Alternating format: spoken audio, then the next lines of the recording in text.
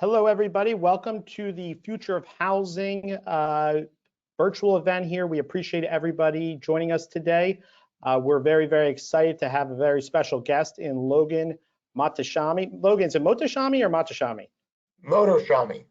Mohtashami. All right, Logan Mohtashami. So Logan, for anybody that doesn't know you, for anybody that's been living under a rock for the last decade, give them a little bit of background on you and your history here as being a lead analyst at Housingwire and just in general from an industry perspective. Well, in general, our family has been in banking since the late 1950s. My father opened up his own mortgage broker shop in 1987. I started helping out with the business around 1996. Became an LO myself, I believe, in 2003. So I'm very familiar with the mortgage industry itself.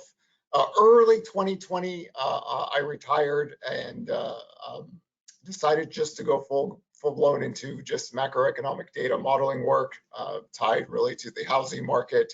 So with everything that I've been through, just in the lending experience, it does give me somewhat of an advantage over my economic friends because of credit channels and how it used to be in the early part of the century to what it was after the qualified mortgage laws were put in 2010.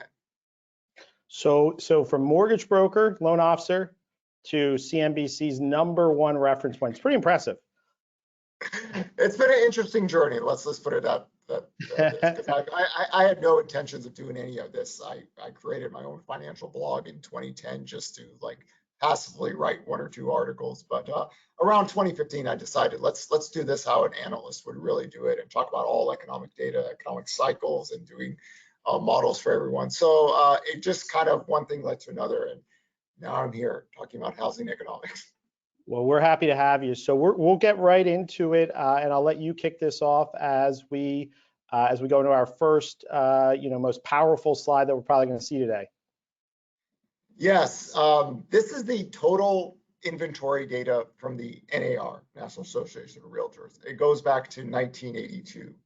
And I think a lot of the confusion that's happened in housing over the past few years has been this notion that, well, if sales eventually fall or collapse, inventory has to skyrocket. And one of the things that I've always liked to point out, in the year 2000, we had 2 million active listings. During the housing bubble years, and people forget about this, inventory was rising with rising sales. We had a massive credit boom back then, and we had rising inventory. Monthly supply itself was below 5 months for that period.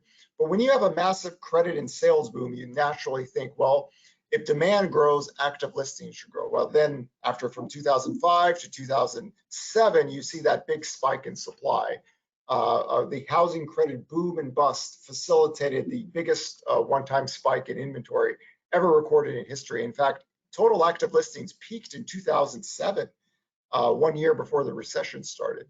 So after that period of time, you see this downtrend, that long downtrend black line that I always draw on this chart. That's been in here for a while now. And after 2010, after the qualified mortgage has been put into place, pretty much most loans are 30-year fixed loans, boring fixed debt products. The natural homeowner has this benefit in America that a lot of countries don't have. They have a fixed debt products while their wages rise year after year. And as you can see, total inventory was slowly falling every year.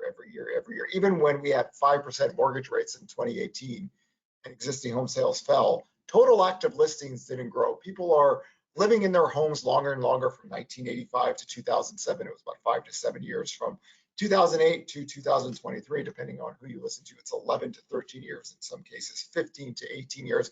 I've lived in my home for 19 years. So we have different historical dynamics with inventory channels. But now comes 2022. 2022 had the biggest sales collapse in 1 year ever recorded in history. And as you can see, active listings didn't grow much. And this is the frustrating dynamics of housing, because on the one side, everyone has a really good loan, right? They have a very low total housing cost. On the other side, it creates housing inflation that we've never seen before. So one of the things I'd like to say is that I don't say this is a housing bubble, because this wasn't like a massive credit boom. This was simply too many people chasing too few homes. And when that occurs, when it's a supply-driven price market, you can see prices accelerate out of control in a very short amount of time. That's what we saw. And then all of a sudden, there's no more exotic loan debt structures, anything to facilitate. You're back to normal traditional affordability. So when mortgage rates rose, demand gets hit, except this time around, mortgage rates went, higher and faster than any other time in recent history. And even with all that, total active listings are still near all-time lows. So one of the things that people like to show their clients is you show them this as their inventory chart, and you tell them, is this how a housing bubble looks like? Because we have the data of what a housing bubble looks like. Total active inventory was 4 million back then in 2007. We're basically roughly at 1 million today, and we're working from very low sales levels. So I think this, if it's explained correctly, could explain why there's certain markets right now that are seeing bidding wars, even though sale levels are basically near a 10-year low. Supply is even lower in that context. And when you adjust it to households and population, you can see that total active listings, total inventory levels, even with the biggest sales crash in history, is near all-time lows. So this is a longer-term problem to try to solve, because what we've seen over the last 10 years is that the only way inventory really grows in America, or active listings, is weaker demand, days on market grow, and inventory can accumulate. And in that context, there's only been 2 years in the last 10 years that's happened. 2014, we saw some inventory growth, and 2022, we saw inventory growth. Of course, it's working from the lowest levels ever recorded in history. And here is the total active listings weekly. This is a little bit different than the NAR data. The NAR data takes all the pending home sales, it takes the condos. This is single family weekly listings. And in that context, you see that little bit of increase from the bottom this year in 2023. One of the craziest stats I could tell you this year is last year at this time, from May 13th to May 20th, we had 25,000 active listings growth in 1 week. This year combined, from the seasonal bottom, we've had less than 19,000. So what has occurred is, when mortgage rates started to fall toward the end of last year, purchase application data started to get better, and that's a forward-looking demand, right? So 30 to 90 days after purchase application data get better, sales hits. So November, December, January, we saw better purchase application data. They gave us existing home sales to get better. So what that has occurred is that we no longer have a collapsing demand cycle anymore. We have stable demand, and what it's done is, we're almost in June, as you can see, we no longer have the kind of almost a vertical move in active listings like we did last year. And of course, last year was working from all-time lows. I think we had 240,000 single family homes available for sale last year in March. That's how low it got in America. Now currently we're about 424,000 single family homes. So this is the weekly data that we have at Housingwire. We always do these housing market tracker articles every Sunday. And what we like to do is take the active inventory, and then also the next chart, we actually talk about new listings. And we think the new listings data is very critical, because what the new listings data will show is that new listings is near all-time lows. So in the next chart that we'll put up here, this will show a bigger problem with housing. New listings data in 2021, 2022 were already trending at all-time lows. What happened in the second half of 2022 is, when mortgage rates got to 6.25% and then fell down to 5% and then shot up to 7.37%, what it did is it completely shut down some of the housing markets. People not only quitted listing their homes, they just basically gave up altogether. Now, when you think about housing economics, you have to think of supply is actually a function of demand, right? A traditional seller is also a traditional buyer. So if new listings data is falling as well, with purchase application data falling like we saw in the second half of 2022, you can get a waterfall dive in demand, and that's what we saw. And even this year, new listings data is trending at all-time lows. So if you have clients that say, I'm really worried about a housing bubble, massive supply, or anything, After the biggest sales collapse ever recorded in history, new listings data followed up with the lowest data line we've ever had in history as well. Why? Because a seller is a typical buyer, and right now mortgage rates are too high for a lot of people to want to go buy another home. So we have millions and millions of people. We're going to have over 4.5 million easily total home sales this year. But there's a certain group of people that also have a problem of listing their homes in this market, because if mortgage rates can jump on you 1% in a very short amount of time, you could go into a selling process and think, okay, maybe I get 6% rates. Today, mortgage rates 7%. For some people, it's a little bit too much. And in this context, the new listings data really flipped when mortgage rates got above 6.25%. And we weren't working from very high levels. As you can see, that black line, that's 2023. 2021 and 2022 were all-time lows. And even with that low bar, we're still down noticeably year over year. Much different marketplace than what we saw, what I was saying, 2005 to 2008, where we had what I call as forced credit sellers. And that's something that, later on in the presentation, how I explain to Wall Street and economists why this cycle looks so different is credit channels look so different. But this new listings data really shows you how difficult it has been to get inventory to grow if people don't list their homes to sell, and it's been slowly falling down for years, as that first chart says.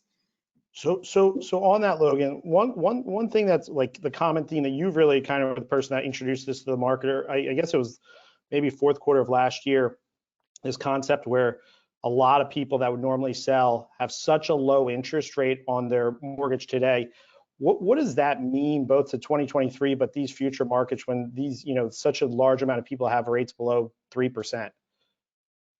The mortgage rate lockdown, it's a very interesting premise, but I would say the more realistic one is that the total housing costs for Americans right now are so low. Even if they had a 5% mortgage rates and they never refinance, what's occurred over the last 12 years is that fixed debt product that everyone has, because everyone has 30-year fixes, we don't have many arms anymore. People's wages have been rising every single year. What occurred during COVID-19 is we had this inflationary burst. Your wages rise faster during an inflationary period. So your total housing cost is actually lower now. And then you have mortgage rates spike up on top of, home prices spiking up. And we haven't seen any really major price declines, right? 2022 home prices for the year still ended up positive. Prices are still firming up right now. So it's a problem, right? It's a problem when I can give you an example. Somebody has a $1,600 mortgage payment that they've been living for, 12, 13 years. They want to move, but right now that next house is $4,300. Now, if you can afford it, you do it, right? For the reasons you need to do. But for a lot of people, especially in this inflationary period, your home, the United States of America has the best hedge against inflation in the world. And wages rising as much as it did for those homeowners makes their total housing costs less. So unless you really had to move, it's just financially not as beneficial as it used to be in a marketplace that had mortgage rates between 3.25% and 5%, like we saw in the last decade. We're talking 7% for some people. And I just think that total housing cost, it's such a good deal for Americans that a lot of people just go, you know what, I can wait until mortgage rates come down because I need to at least get some kind of better benefit. If you can't afford to move, then you can't afford to move. The mortgage rate lockdown discussion has nothing to do with that. That's just an affordability. When rates go up, demand declines. When rates fall, demand gets better. But I kind of look at it as a total housing cost lockdown because it equates the home price gains, the property taxes, insurance, mortgage rates. You put them all together, your adjusting to inflation home price payment has gone up so much so fast that for some people, they're just saying, listen, I don't really need to move yet. I don't think that changes until rates come down. We saw that last year, November, December, rates started to come down. People started to come back and buy. So there's definitely levels that could get people to come out. But in general, man, you really need rates to come down lower and stay lower and not have this back and forth action. Because a lot of people just say, I'm not risking listing my home and having rates go up on me 1 to 2% in a month or anything in that fashion. So stability in the mortgage market is key, and also lower mortgage rates with duration is key to get some of the people listings, because obviously home sales collapsing did nothing to that data line. So I have a question here that lines up with that. It's actually from our CFO, and quick shout out to Housingwire finance leader Gil Arvidsman. There are only 4 major metro areas in the United States where it's currently cheaper to buy a home than to rent. The typical home in San Jose costs 165 times more to buy than to rent, the largest premium in the country. How long will this trend last, and what needs to happen for the pendulum to swing the other way? Unfortunately, if you're talking about coastal California, it will never change. It's been that expensive for decades. You almost have to think of California like another planet. The people that live in coastal waters make so much money that you can't even compare that to any kind of median normal income. So it's the pendulum swinging would have to take some major kind of collapse in the housing market to drive prices low enough to get somewhere near the income levels. And it's just coastal Californians are just only the really wealthy kind of buy there. So it doesn't make sense to any one of us. I mean, I could give you a good example. In my neighborhood, a 1-bedroom condo with 700 square foot, 1-car garage, 4 attached neighbors is $700,000. Just a 1-bedroom condo. And so you're dealing with a portion of the U.S. that just these people make so much money that they don't need to sell, right? They just basically live. I mean, people who live in California live in their homes longer than anyone else. Myself, 19 years, I'm almost 80-90% above the historical housing tenure in the country. So it's difficult because California doesn't build, and home prices would need to really, really collapse, and rates have to go really lower to kind of swing the pendulum. But also, again, a seller is a traditional buyer, and if you live in California and a lot of homes in California actually don't even have a mortgage. I mean, 42% of homes in America don't have a mortgage, right? And we're still near all-time lows of listings. It's hard to get that swing without a natural collapse in prices. So I know a lot of people believe, well, prices have to come down to X level. No, it doesn't. If you look at Canada, Australia, Norway, all these countries, their home prices are so above their per capita income. We're not actually. We're one of the cheaper places in the world. So that was always my fear about this period of time, years 2020 to 2024, which is so much of my economic work, that if inventory breaks to all-time levels, home prices could get out of hand in a very short amount of time. And even the biggest collapse in sales doesn't create the inventory that people want to see. So let's get into inventory here on the next slide and talk a little bit about that. Yes, so just to show you how bad it still is. This is New Jersey, right? New Jersey is basically at all-time lows. So even with the biggest collapse in sales, you still have states and cities and areas of the U.S. that are at all-time lows in inventory. So I like to use New Jersey as an example, because you see these people go, there's 400 people coming to this open house in New Jersey. Well, this is why, right? It's because this has always been a supply-driven market, and active listings were near all-time lows in 2020, 2021, 2022, and even right here in Jersey, active listings are basically at all-time lows. So the concept of too many people chasing too few goods is something you don't hear about, because we've never really talked about it as a country. We've always had a certain amount of active listings in America to keep things at bay, but it broke. It broke early in 2020, actually before COVID, where housing broke out before COVID hit us, and we were already at 4-decade lows of inventory before COVID hit us. And this was the fear of this period in time, having the biggest housing demographic patch ever recorded in history, ages 28 to 35, low mortgage rates, household formation, and active listings near all-time lows. There was a threat that this period in time, you could have inventory break to levels we've never seen, and it happened. And now, even a state of New Jersey, even after the big home sales collapse, you got nothing much in inventory for it. And there are other places in the US that are very similar like this. And it goes back to the original premise. A traditional seller is also a traditional buyer. And with everybody with 30-year fixed mortgages sitting in their homes longer and longer, how do you break this inventory channel if demand collapsing doesn't do it, right? It takes time.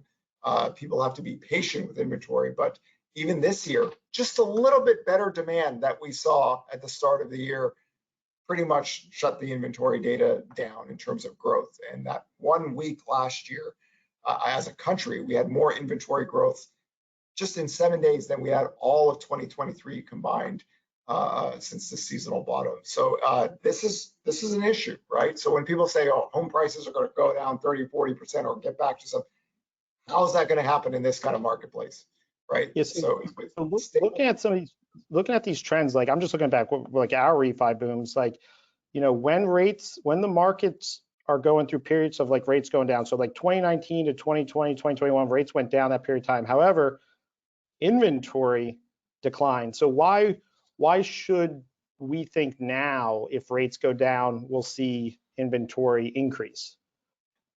I don't believe it does. There's a theory out there. This is one of the reasons why I don't like the mortgage rate lockdown premise, because people are saying that, well, when rates come down low enough, people will then list their homes and housing's unaffordable, and this means inventory will skyrocket and then home prices will crash. This is what stock traders do on Wall Street. They have no idea how to talk about housing. I was like, there's no data that we have that shows this. When rates go down, demand picks up, inventory stabilize or go lower, but it doesn't go up unless we go back to the year 2000 to 2005, where we had booming sales and inventory increase. And back then you had exotic loan debt structures. People can list their homes knowing they can buy another house. Here, we all have to pre-qualify, right? You know, before you can get that a letter out or offer, everyone has to pre-qualify. So in a higher rate environment, you have less people that can qualify. That means less listings. But if rates fall back down, what we saw last year, toward the end of the year, demand picks up, inventory doesn't really skyrocket. And even with 10-year lows in sales, you can see what it's done to the inventory, especially in certain places like Jersey. Guess what? It didn't increase inventory, and now rates are coming back up. So it's this frustrating back and forth marketplace. You know, what do sellers do? What do buyers do? One of the things that in this chart you can see in Jersey, who doesn't provide a house when they buy one? It's first-time home buyers, right? So first-time home buyers or millennials have been rising in their home buying since the bottom in 2013.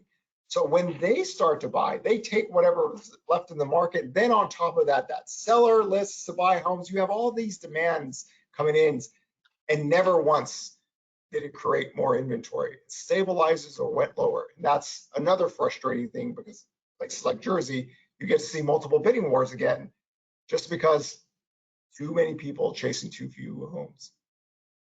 So, you know, I guess the question I would have is, like, when it comes to normalization, like you've talked about this kind of consistently, what needs to happen for us to see a normalization in inventory? You know, demand has to stay weaker long enough to allow inventory to increase, days on market grow. Like I was happy at recently, I took the savagely unhealthy housing market off because the days on market went over 30 days on the NAR. I'm like, okay, that's normal, right? Nothing ever good happens in housing when the days on market are a teenager and less. That is, you never want to see the housing market like that, because either two things are happening. Number one, you have a massive credit boom, sales boom that's going to collapse at some point. We don't have that. Or you have too few homes out there. And then whatever however demand is going, whether it's up or down, The days on market is simply too low because there's not enough product. We have the second one. We don't have enough product. And that's the problem. How do you get people to list their homes and not buy another one? We don't have data on that. The only time in history that we saw that occur was 2005 to 2008. Some of the other charts are going to start to show why, the most beneficial thing we have in housing is also one of the things that has prevented inventory to start growing. So let's transition here to the purchase application data, which I think everybody that is on the mortgage side of things can resonate with. Yes, I draw my black lines on my charts for a reason. You see the 2002 to 2005 market, that was a massive credit sales boom, right? Speculation, arm loans, everything that allowed people to buy homes without qualifying, all pushed up that index all the way up to 500 from the MBA. This is the red lines are using the 4-week moving average. We barely got over 300 in the early part of 2020, which was actually one of my longer term forecasts in the previous decade. I said, well, we'll never get to 300 in the MBA index until years 2020 to 2024. First week of January 2020, we got there. But as you can see, no credit boom, even with home sales falling as much, no credit bust, right? We're basically at levels higher than we saw back in 2014. We just do not have the credit system in this country anymore to allow 2002 to 2005 to ever happen. It has to be a slow, long-term process. As you can see in the bottom of 2014, we slowly moved up, and then all of a sudden, here it is, the biggest housing demographic patch ever in history. Move up buyers, move down buyers, cash buyers, investors, COVID, everything put together. We had a little bit more demand.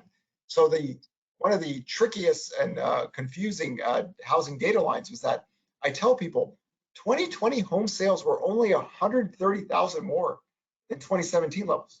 That's it.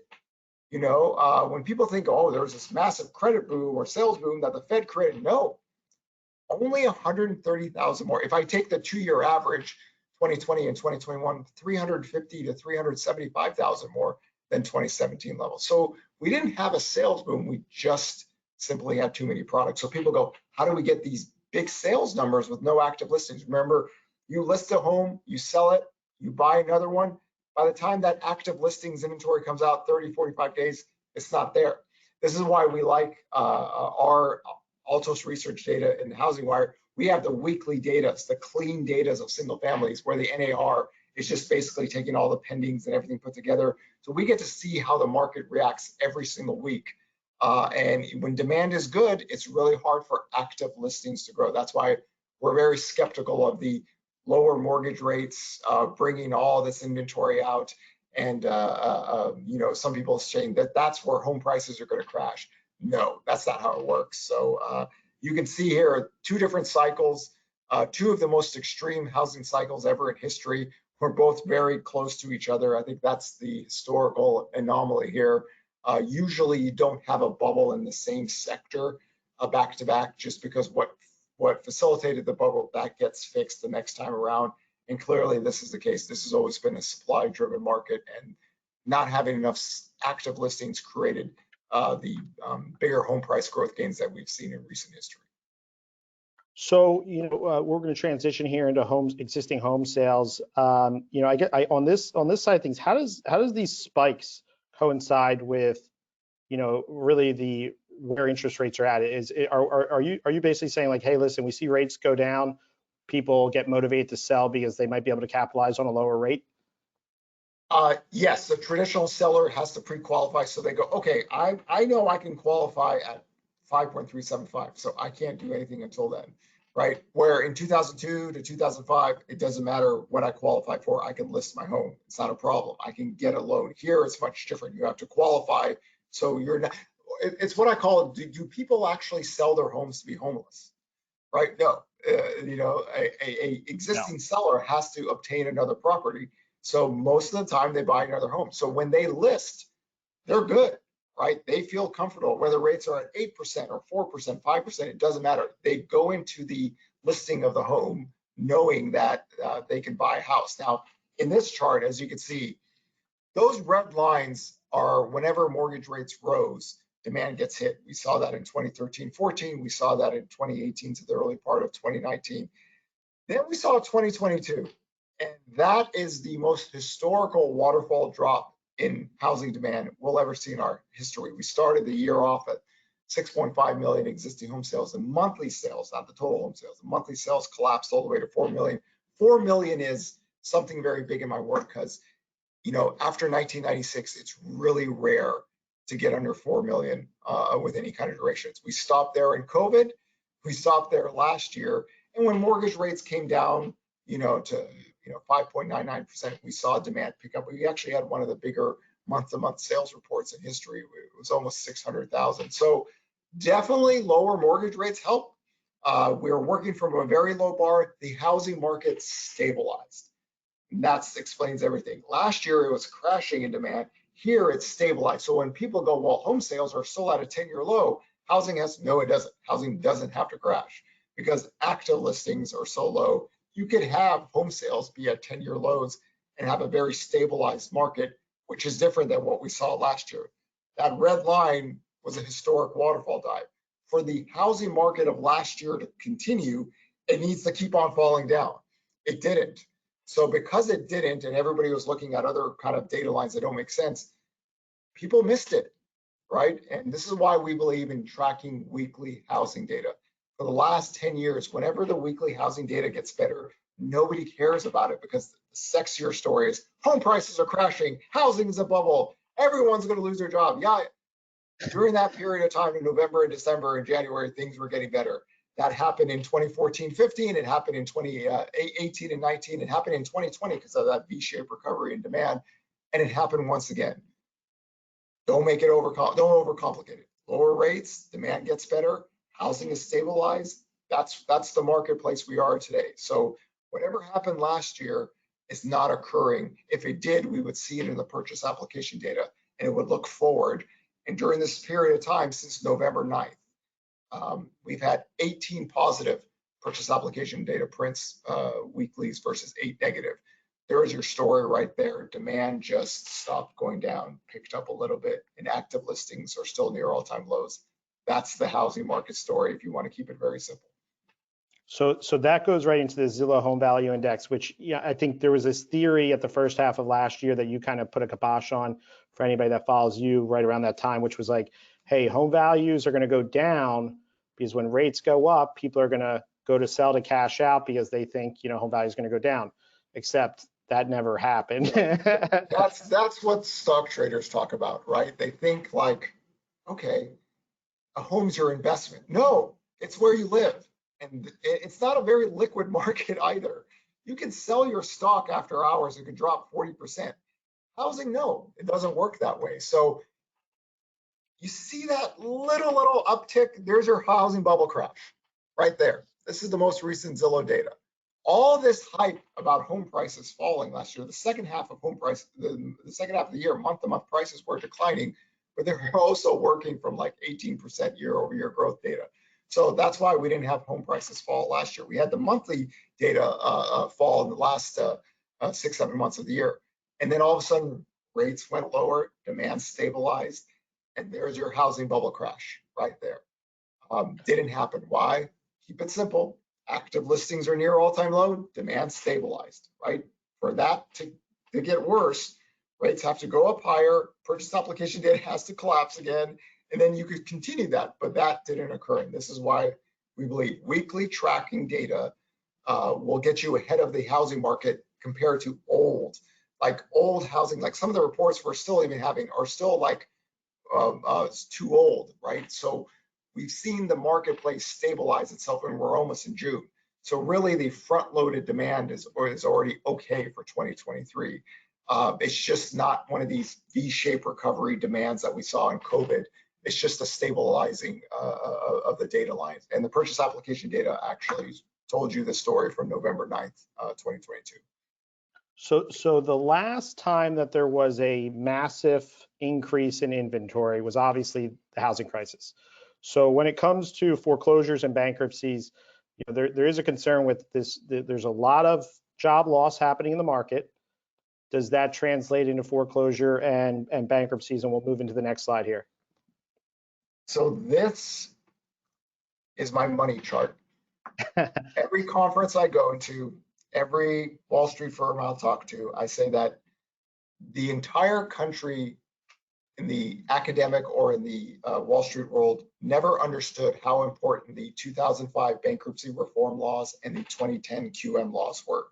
So if you notice, there were a lot of people filing for bankruptcies before 2005, right? Because we were a country where we were allowing consumer bankruptcies to be filed freely, and the government stopped it. So that little surge in bankruptcies you see a little past 2005, everybody got in before the laws changed. Okay, so that consumer side is limited, right? Then, and this is the main point I'd always make at every event. 2005, 2006, 2007, and 2008 all had credit stress in the data, as you can see there. None of that's going on in the last 13, 14 years. So we need about 4 years of credit stress buildup. Then after that, we need the job loss recession. So we're 2023, you're talking about 2027 or 2028 to resemble anything that we saw back in 2005 to 2007. It was never in the data. Everybody that's talked about foreclosure crisis or anything, forbearance crash bros, does anybody remember that, right? That was a nickname I made for everybody in 2020 that said, oh, forbearance is going to crash the market in 2021. No, forbearance was just a lot of people who thought they might have needed it, right? People that got their jobs back got out of forbearance. Forbearance itself crashed, right? We had near 5 million forbearance. It's down to 0.51% of the portfolios now. So the forbearance data crashed, not home prices, because as you can see, foreclosures are very small. This will grow back to pre-COVID trend, but you have to timeline. So if you wanted to explain this to your clients, 30-day, 60-day, 90-day lates are near all-time lows. This is key because you have to see 30 to 60 day, 90 days progress on, and then at minimum, 9 to 12 months after that is when the supply hits the market. That usually happens when the job loss recession starts. Back in 2005, 6, 7, and 8, it was happening before the job loss recession started. Two different extreme cycles, again, this time on credit. So if anybody's talking about foreclosures, it has to be a 2025 story. It's not any time here because the process of a foreclosure takes time, right? So a lot can happen between now and that period. Even when you see 30 to 60 to 9-day lates, until you see that supply hit, that's going to be a year and a half out. So different marketplace because the credit structures are different. Like I would say this, and this is genuinely my view, we'll never see homeowners' financial profiles look this good ever in our lifetime, right? The nested equity, 42% of homes don't even have a mortgage. The FICO scores are all great. Everybody has a fixed product, very low ARMs. Even the recasts aren't the same. So much different credit market. And we see this because the data told us this, that we saw stress in 5, 6, 7, and 8. Now we're not even back to pre-COVID levels. So the foreclosure crisis, reminding us of what happened in 2008, you're like 4 to 5 years behind because we don't even have those exotic loan debt structures anymore, right? So you have to lose your job first, which means the entire 2008 premise is not valid from the start, right? It was always a fraudulent grifting tactic. Anybody that had credit model risk trainings could tell you that in 2 seconds. But here, you could explain this to your client just using this chart, because everywhere I go, I say, this is it. If you have the ability to read and visually see, it's very simple, right? So explain it in this way, and then you could explain why foreclosures haven't been skyrocketing or anywhere close to what we had the years before the job loss recession in 2008. And I guess like going back to 2008, when the big part of the reason was home values were collapsing. Nobody wanted to buy a home at the time because they were scared of home values collapsing. So now, if you had the threat of not being able to make a payment, your ability to exit's pretty clear. Well, we have a lot of nested equity now, but back then, the credit stress in America was happening when the unemployment rate was falling still. That's the difference, right? We're all waiting for the job loss recession to happen. Then we see the credit stress in housing occur. That's traditional late cycle lending housing risks that we've always been trained to know. That period was different. We were seeing massive deterioration in credit, even with the unemployment rate falling, because the recasts of these loans back then, you could have two people working full time. Didn't matter. The payment shock was too much. Now, 30-year fix. The United States of America has the best 30-year fix, and one of the few countries that actually promotes a 30-year fixed product. Other countries don't have it, right? A lot of countries are tied to short-term rates, so their payments adjust in every 2, 3, or even 5 years. So as short-term rates rise up, places like Norway, Sweden, Australia, Canada, the UK, their payments are going up, right? Even they have no fixed product. Here, we are shielded. That's why I say the United States of America on planet Earth has the best hedge against inflation. That 30-year mortgage keeps that total housing debt cost at the same while your wages rise. Even though inflation is rising, your total housing cost, in a sense, is going to be lower than it would be in other countries that have their payments go up. So two different economic cycles, two different credit cycles. And this is why I was 100% sure forbearance was not going to be what people thought it would be. All you had to look is this chart here to see the big difference, but also the credit structures of loans these days are so much better. So let's get into homeowner equity, which has obviously surged to over 30 trillion. So, from your perspective, how does this impact, the overall cash out of equity or potentially the selling of homes? That is still one of the best looking charts in America. I mean, you have no real mortgage debt expansion from the peak of the housing bubble, but you have this massive nested equity. And again, 42% of homes in America don't have a mortgage, right? So in theory, they don't have a mortgage rate lockdown. When you have, let's assume, a job loss recession, a lot of homeowners, their LTVs are like 60, 55, they have so much equity in them that they're not going to be in risk of a foreclosure. And remember, majority of all homeowners are going to be employed during a recession, right? I always say this, my army is bigger than yours. And people go, what do you mean by that? Well, you say 2 to 3 million people are going to lose their jobs in a recession. Yes. Okay, most of them are renters. And I have 152 million people behind me that are still working. So when mortgage rates go lower, and you think demand is going to go down because of that 2 to 3 million, I got 152 million behind me. This is why the COVID-19 recovery model, for people who are not familiar with my work, on April 7th, 2020, I was like, okay, this is the bottom, we're going to recover here. And then my academic and economic friends are like, why are you so sure? There's 20 to 30 million people unemployed. 100% correct, you are. I still have 133 million people working. With sales low and mortgage rates falling, their buying power gets better, right? So last year, we had 4 million jobs created. Labor market was fine, but what happened? Housing gets disproportionately hit on the negative side, even with labor demand being up, but it also gets disproportionately hit on the positive side when we do have economic weakness or a recession. So think of it in that light. That's how I explain to people. If you want to explain to your clients, my army is bigger than your army.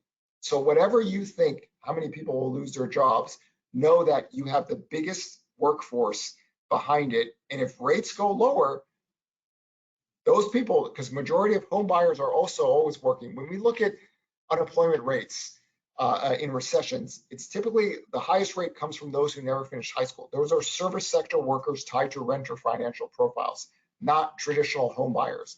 Credit is not going to get tight like it did from 2005 to 2008. We have 30-year fixed mortgage. Freddie and Fannie are in conservatorship. They'll let the credit flow. But here, we just going to have so many people working. Lower rates benefits the housing market, just like higher rates hits the housing market and a good labor market. But as you can see here, a lot of nested equity, right? Especially anybody who bought homes from before 2022, especially those who bought homes from 2010 to 2019. The foreclosure risk is so minimal. When I think of late cycle lending, I think of somebody that, let's say, bought a home with a very low down payment in 2022, and then assuming the recession happened in 2023, they lost their job. 12 to 16 months later, they can be a foreclosure supply. We still don't even have a job loss recession yet. So the nested equity portion of this is a huge shield for a lot of homeowners in America. So I guess this next slide is going to really kind of lend into exactly what you're saying as far as the severe delinquency part of this. Yes, 30 days, 60 days, 90 days, 120 severe, although, right? It's a process. Credit doesn't just collapse right away. COVID was an exogenistic shock, right? People couldn't go to work because they physically couldn't go to work. Here, we don't have the job loss recession yet. So we do see delinquencies rising in auto loans or something of that nature. But when you look at it as a percentage, right, we've got over 155 million people working. This is why the percentages are so low. So a lot of people see these nominal numbers, but when you compare it to the workforce, they're very low historically. And never forget the historical timeline of a foreclosure: 30, 60, 90 days, NOD filing, then the process. Some states have to go through legal jurisdiction. It might even take 2 years to get that supply up in the marketplace. So different dynamics because we're starting from a very low level. Unlike back then in 2008, we were seeing all this foreclosures and bankruptcies and lates all happened while the unemployment rate was falling. So different marketplace. This data line shows you the delinquency stats, especially the severely derogatory delinquency data is still very low right now. So no risk of that in the marketplace. Yes, that will happen later on in a job loss recession. You have a timeline for that as well. So right now, 10-year, I just got the live update, 10-year treasuries at 3.7. Let's talk a little bit about where you think we see rates going here the second half of the year over the next 12 months. Forecast. So it's interesting that the 10-year yield at 3.70, that's exactly where we started the year off. I look at mortgage rates differently than other people. I just try to focus on the 10-year yield and where it goes. I'm not a mortgage-backed security guy. In fact, the only thing I wrote in my life is that I'm telling people I'm not a mortgage-backed security guy. If the security market gets weaker, of course, like we've seen, the spreads could get wider, but I basically work off of where I think the 10-year yield, the range should be in the current year, unless X happens, right? And so starting the year, 3.21%, 4.25%. For those that follow my work, one of the things I created a few months ago, I said, there's going to be a level in the 10-year yield that's going to be really hard to crack, 3.37, 3.42, that area. In fact, I'm going to call it the Gandalf line in the sand. We're going to try to break it a few times. We're going to show a chart to show how hard it's going to break. I never thought in my wildest dreams we would test that level 8 times in a very short amount of time and not break it really. We had one little break with the heat of the banking crisis, but we shot right back up. So with this 10-year yield range, mortgage rates 5.75 to 7.25, right? I think we're 7% today. The market is very stressed, and it's not so much of the debt ceiling as the banking crisis in America. When that happened, it made the spreads worse. So I think that's the one new variable in 2023 that none of us had to deal with before the year started, because the spreads were getting kind of better, right? They were off the highs and things were going good, but as soon as the Silicon Valley Bank thing happened, the spreads started to get worse. And that to me is a bigger deal than the debt ceiling. The debt ceiling issue can get fixed. We're not going to let the country go to default or have chaos. We can pull levers like this. But the banking crisis has created a more stressed mortgage-backed security market. So when the 10-year yield was going lower recently, we're like, why aren't rates better? Well, it's because of that. And the Federal Reserve has basically made the housing market its sacrificial lamb. So don't look for them to help anytime soon. But this range so far has stuck 100%. The labor market breaking, to me, is the one thing that I think the bond market is just waiting for. But I've got a number, 323,000 on the 4-week moving jobless claims. We get that data every Thursday morning. We're still well below that. But if the labor market starts to get weaker and weaker, the 10-year yield should go lower and lower.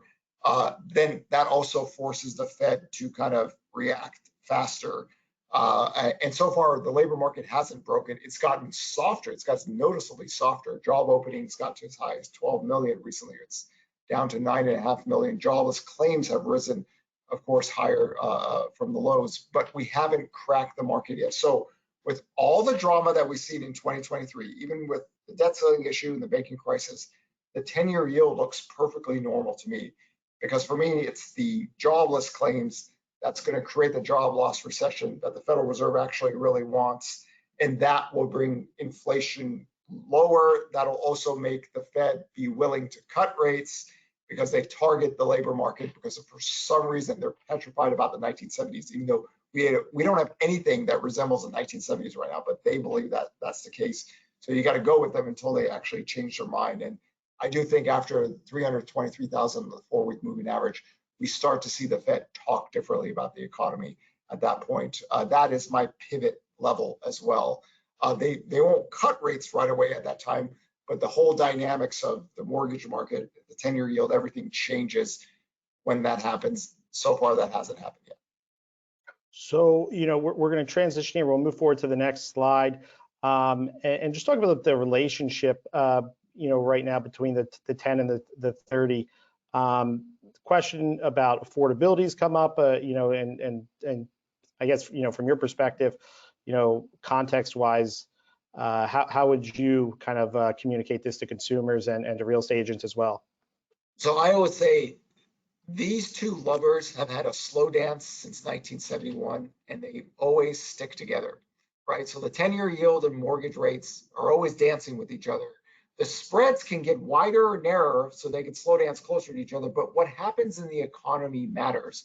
In the 1970s and early 80s, rates were going up during an inflationary period, even with a recession. The growth rate of inflation is already falling. If the inflation growth rate is already falling without a job loss recession, that means it's going to fall even more. So the whole 1970 premise is terrible, right? Back then we had massive rent inflation. Rent inflation is already cooling down. So what happens in the economy ties these two together. And what traditionally happens after 1982 is that when the economy gets weaker, the growth rate of inflation cools down, bond yields go down. So we are sitting here with, I don't know, got over $34 trillion in debt, $150 trillion of unfunded liabilities, inflation, everything. The 10-year yield at 370 is not that much higher than the peak that we saw in the previous decade. So the bond market is telling you it's not the 70s, but it needs the labor market to break to take that another leg lower. At that point, mortgage rates should fall. If the spreads get better in that environment, 2.72%, we have sub 5% mortgages at that point, right? So the 10-year yield falling is one dynamic, the spreads getting better is another. And the bond market really wants to head lower. It is trying to break. It just needs the labor market to get weaker and destroy the Federal Reserve premise that we're stuck in entrenched inflation, which isn't the case. We don't have any data lines to show that yet. Wage growth has been slowing down for 17 months now on a year-over-year basis with a tight labor market. So you don't have the 70s or the fear of wage spiral in any case. So that's why these charts are useful. As you can see, it gets weaker going into recession, and that should be the case that this time as well. So I guess when it comes to the Fed has been saying, the goal is raising rates, slow down inflation. Has that translated? I know we had, this May 10th was a big day recently. A lot of people were talking about, but has that actually translated? So we've actually had lower 10-year yields with higher year-over-year inflation data last year. So I understand the growth rate of inflation. The marketplaces already kind of knows the growth rate of inflation is falling. I don't think anybody's forecasting a re-acceleration. The Federal Reserve has changed their talking points. They want to look at service inflation ex housing. So because of that, the benefit of shelter inflation falling is limited to a degree, but it also shows that the growth rate of inflation is cooling down noticeably. It gets harder and harder for the Fed to talk tough when the labor market breaks, right? It's one thing if inflation was re-accelerating higher like in the 70s. We don't have that marketplace. So the growth rate of inflation should fall. But as of right now, the mortgage market is more stressed because of the banking crisis, new variable, And also the debt ceiling issue, short term, just for a few weeks, has risen the 10-year yield up higher than what we were normally seeing. So the debt ceiling issue can resolve itself. The spreads, though, are a little bit more problematic because that's tied to credit. And of course, the Federal Reserve was raising rates even though they knew the lending was getting tighter in America. They don't care. They feel so much better if jobless claims could break and they don't have to worry about people making too much money and spending at that point. So I favored the labor market over everything else because I just assumed the marketplace had already priced in the growth rate of inflation slowing down. And hopefully that explains the 10-year yield range in there. And that's why that Gandalf line in the stand was such a prominent thing of my work this year. And we just can't break it. No matter what happens, we simply cannot break that yet. But if I'm right, labor market getting weaker will break us in there. And once that happens, a lot of the dynamics around the mortgage market should change from, okay, we've done enough damage. Maybe the Federal Reserve goes, okay, we're going to fix this. We've already ruined things enough. Then, you know, they maybe talking about maybe purchasing mortgage-backed securities or something to get these spreads to come lower, because I don't think they even thought the spreads getting this bad again was going to happen, and that goes against them. They don't want to cut rates faster. This is forcing maybe their hand to think a little bit differently. So last two questions here before we wrap up, as we're coming up to the top of the hours, is number one, how does everything with the debt ceiling, you know, impact this conversation? Because, you know, we're seeing the stock market move pretty sharply today because there's some issues over the negotiations. You know, what's the worst case scenario there? To me, the worst case scenario is you get 1 or 2 days of complete chaos and then they fix it. Now, the White House can pull 6 different levers to change this whole conversation if they wanted to, right? So some of this is political kabuki theater, but the notion that we're going to default and then let the economy just collapse, no, we're not going to do that. You know, that's just not going to. The White House has levers to pull if it gets that. So my thing is the worst case scenario is 1 or 2 days of complete chaos in the marketplaces.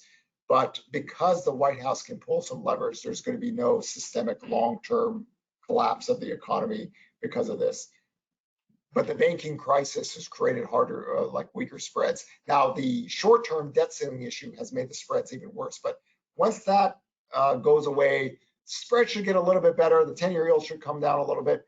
But again, we're still dealing with a marketplace that started to change after the Silicon Valley banking crisis. So I would put more weight on the Silicon Valley banking crisis than the debt ceiling issue, because the debt ceiling can be fixed quickly, and we fall back on the prior issue first.